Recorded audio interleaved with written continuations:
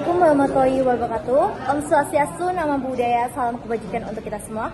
Perkenalkan, nama saya Nadinda Ida Gusina dari kelas 12-1. Di sini saya akan menjelaskan tentang materi evolusi. Nah, untuk evolusi sendiri adalah cabang biologi yang di dalamnya mempelajari tentang asal-usul dan sejarah makhluk hidup serta hubungan genetik antara makhluk hidup satu dengan yang lainnya. Nah, di dalam sini kita akan membahas 3 poin, yaitu ada yang pertama teori-teori evolusi, yang kedua ada bukti evolusi atau penemuan-penemuan fosil dan sebagainya.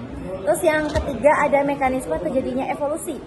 Nah, untuk teori evolusinya sendiri itu adalah teori mekanisme yang adalah teori yang dikemukakan oleh beberapa ahli tentang asal-usul makhluk hidup. Nah, di teori ini juga ada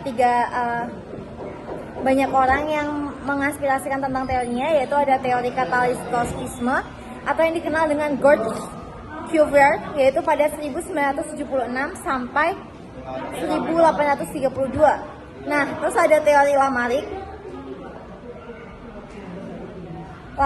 atau teori yang dikenal dengan teori perubahan yang diwariskan secara genetik. Yang terakhir ada teori Charles Darwin, yaitu menyatakan bahwa evolusi disebabkan oleh proses seleksi alam. Selanjutnya ada bukti-bukti fosil. Nah, selama bertahun-tahun para paleontolog ini telah menemukan fosil-fosil makhluk hidup yang telah punah. Nah, fosil kuda adalah contoh fosil yang terlengkap yang pernah ditemukan oleh paleontolog ini. Terus selanjutnya adalah homolog organ, yaitu persamaan struktur organ-organ hewan yang berbeda spesies, menunjukkan bahwa hewan-hewan tersebut memiliki asal-usul nenek moyang yang sama.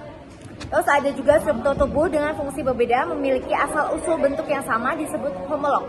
Nah, kalian tahu kan ini contohnya itu misal nih sayap burung sama tangan manusia itu memiliki asal-usul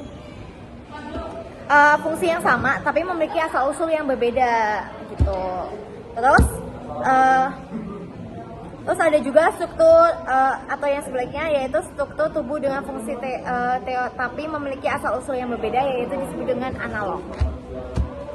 Terus selanjutnya ada embryologi, yaitu petunjuk evolusi yang dapat terlihat dari perkembangan beberapa organisme pada masa embrio.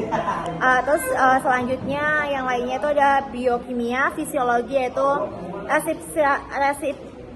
resiprasi, sel sintesis protein, dan sintesis DNA. Terus selanjutnya ada juga namanya genetika, yaitu yang seperti kita tahu setiap makhluk hidup itu memiliki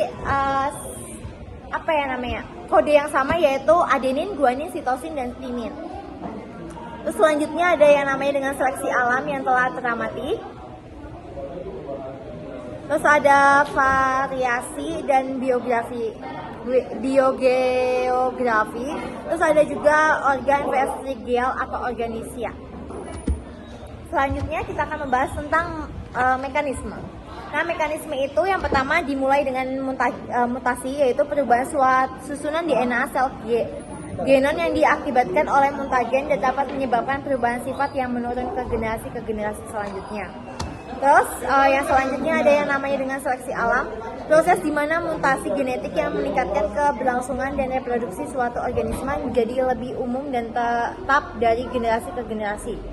Terus yang selanjutnya ada migrasi, perpindahan dari suatu tempat ke tempat yang lainnya. Jadi makhluk hidup ini berpindah dari tempat satu ke tempat yang lainnya untuk namanya beradaptasi, yaitu yang meningkatkan adaptasi dan akhirnya itu memunculkan dengan spesies baru.